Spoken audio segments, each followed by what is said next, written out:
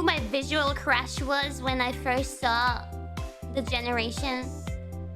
The one who I personally find visually most appealing is Kuroni.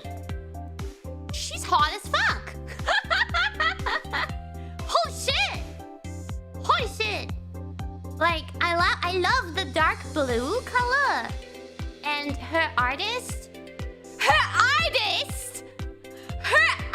is actually. I mean, we all know who her artist is, but you guys don't know the thing.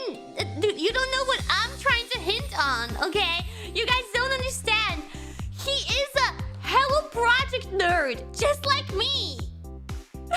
He's a freaking otaku. Hello Project otaku.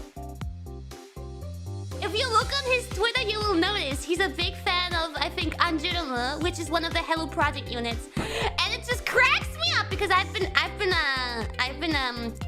like watching his Twitter account for a while because I always thought it was very funny that such a big